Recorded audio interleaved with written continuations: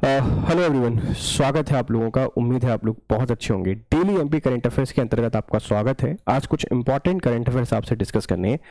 देखिए, आज बहुत इंपॉर्टेंट वैसी न्यूज़ नहीं थी चर्चा में, तो जो पिछले वीक में कुछ इंपॉर्टेंट घटनाएं घटित हुई हैं उन सबका एक कलेक्शन है। आप ऐसे समझ सकते हैं कि जो इंपॉर्टेंट चीजें हुई थी उनको एक साथ हम आपको रिवाइज करा रहे हैं। जो वीकली करंट अफेयर्स आपका संडे को होना चाहिए था, आप उसको फ्राइडे पे ही आज कंसीडर कर सकते हैं। तो चलिए शुरू करते हैं आज की कहानी को। ये मध्य प्रदेश का करंट अफेयर्स है। सबसे पहला जो न्यूज़ है वो लाडली बहना से संबंधित है कि अभी लाडली बहना जो स्कीम है, ये महिला सशक्तिकरण या विमेन एम्पावरमेंट को लेकर विमेन एजुकेशन और विमेंस में फाइनेंशियल सपोर्ट करने के लिए सरकार के द्वारा स्टार्ट की गई है और इसके अंतर्गत 1250 रुपए जारी किए जाते हैं। 1250 रुपए ये स्टार्ट कब हुई थी ये आप मुझे बताइएगा, ठीक है। शुरुआत में 1000 रुपए इसमें दिए जाते थे और अभी 1250 रुपए इसमें दिए जाते हैं। तो ये किस्त जारी की गई है और इसमें कुल लाभार्थी 1.27 करोड़ महिलाएं हैं। जैसे अगर आपसे कोई पूछे कि महिला सशक्तिकरण के लिए सरकार क्या कर रही है, आप उसमें विमेन एम्पावरमेंट को लिख सकते हैं और ये एक एग्जांपल दे सकते हैं, डेटा आप यहाँ पे बता सकते हैं, ठीक है। और ये 23वीं किस्त है। 23वीं मतलब आप समझ सकते हैं कि ये 24वीं जैसे ही आएगी इसको 2 साल हो जाएंगे और 2 साल हो जाएंगे मतलब क्या है कि आप समझ जाएंगे कि अप्रैल जो मई का महीना है उस मई के महीने में इसको लास्ट ईयर शुरू किया हुआ होगा। तो ये चीज आपको बताना है कि कब इसको शुरू किया गया था। 2023 में इलेक्शन थे, उस इलेक्शन के टाइम पे ही शुरू किया गया था और यही वो स्कीम थी जिसने मास्टर स्ट्रोक दिया मध्य प्रदेश के इलेक्शन को जिताने में, ठीक है। इस बात को ध्यान रखिएगा।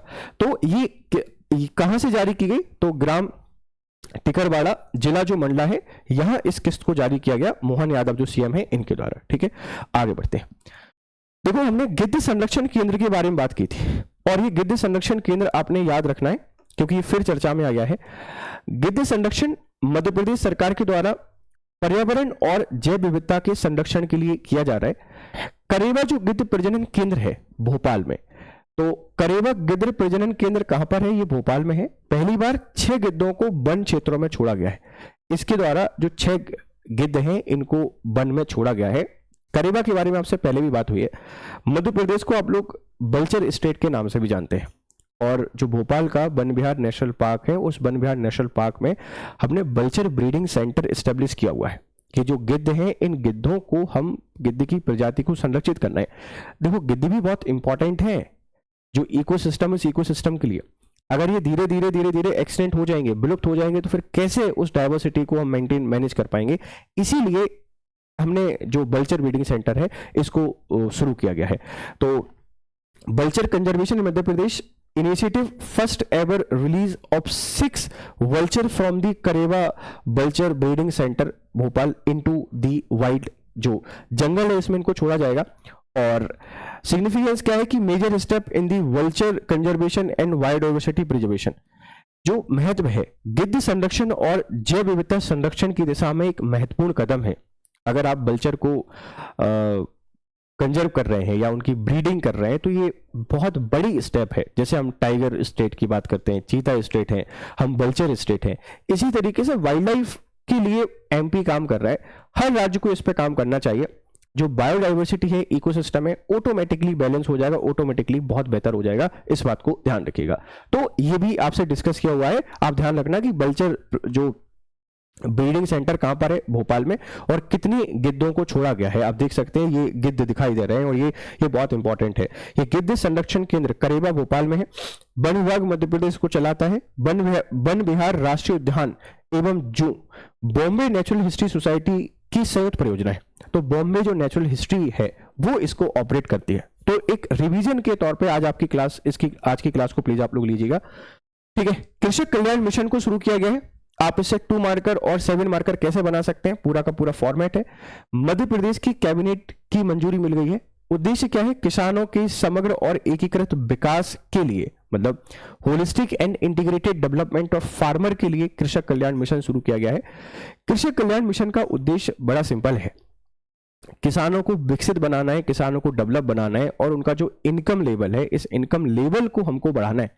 और इसके लिए किसान वेलफेयर से रिलेटेड जितनी भी स्कीम चल रही है, जितने भी प्रोजेक्ट चल रहे हैं, उन सभी प्रोजेक्टों को एक ही प्लेटफॉर्म पे हमने लेके आना है और एक ही प्लेटफॉर्म पे लाने के बाद जो बेहतर कोऑर्डिनेशन करके किसानों को बताना है कि सिर्फ फार्मिंग से कुछ नहीं होगा, एनिमल हस्बेंड्री भी करना पड़ेगा, हॉर्टिकल्चर पे भी काम करना पड़ेगा, पर्माकल्चर पे भी काम करना पड़ेगा, फ्लोरोकल्चर पे भी काम करना पड़ेगा।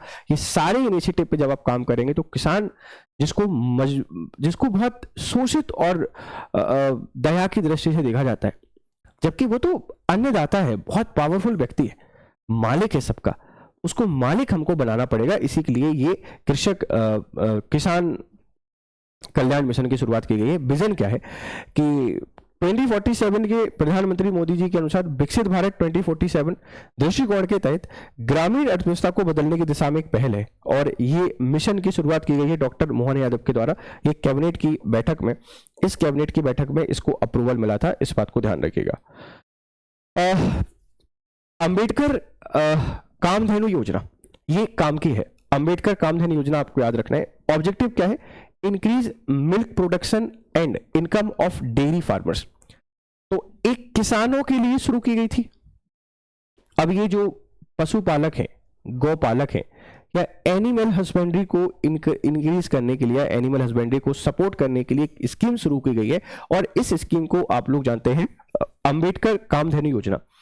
नामकरण पशुपालन योजना का नाम बदलकर, जो पशुपालन योजना पहले चल रही थी उसका नाम बदलकर डॉक्टर भीमराव अंबेडकर के नाम पे कर दिया गया है। और वन्यजीव संरक्षण की दिशा में नए अभ्यारण्य, सागर जिले में डॉक्टर भीमराव अंबेडकर के नाम पर मध्य प्रदेश में 25वां वन्यजीव अभ्यारण्य भी घोषित कर दिया गया है। ठीक है, तो आप सबको पता है कि 14 अप्रैल जो है, इस 14 अप्रैल को डॉक्टर BR अम्बेडकर जो है, इस डॉक्टर BR अम्बेडकर साहब का हम लोग बर्थ एनिवर्सरी मनाते हैं। और उसी दिन ये दो चीजें हुई कि जो पशुपालक योजना थी, इस पशुपालक योजना का नाम बदल के हमने डॉक्टर कामधेनु पशुपालन योजना कर दिया है। और इसी के साथ में एक नया वाइल्ड लाइफ सेंचुरी भी हमने एस्टेब्लिश कर दिया है, जो कि सागर जिले में मध्य प्रदेश का 25वां वाइल्ड लाइफ सेंचुरी के नाम से जाना जाएगा। इस बात को ध्यान रखिएगा।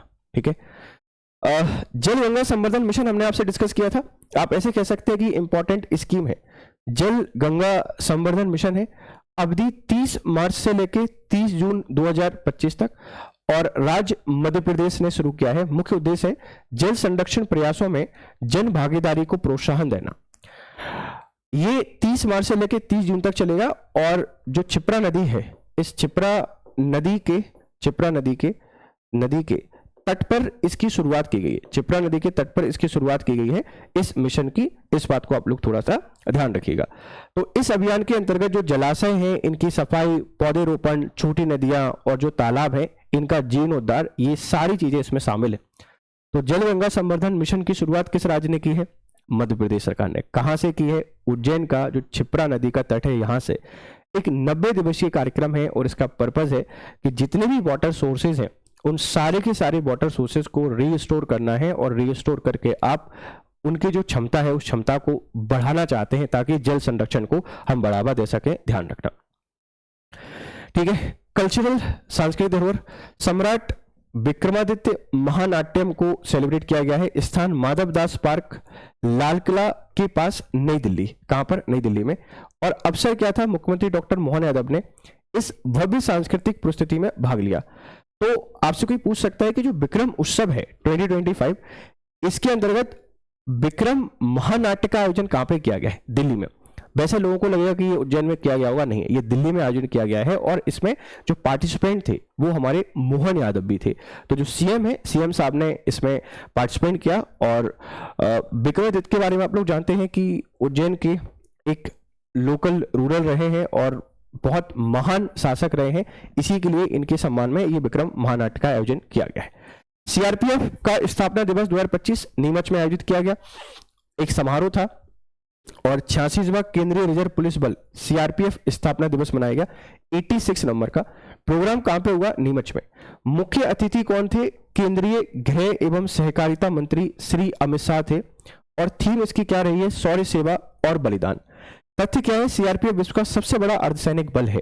ये सबसे बड़ा पैरामिलिट्री फोर्स है सीआरपीएफ। और इसका जो 86वां स्थापना दिवस है, इस स्थापना दिवस के उपलक्ष्य में जो कार्यक्रम सेलिब्रेट किया गया वह सेलिब्रेट किया गया है कहां पर, नीमच में।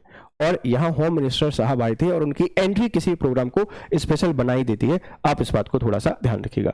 ये कुछ इंपॉर्टेंट एमपी के करंट अफेयर्स थे और एक रिवीजन टाइप से आप इसको लीजिएगा।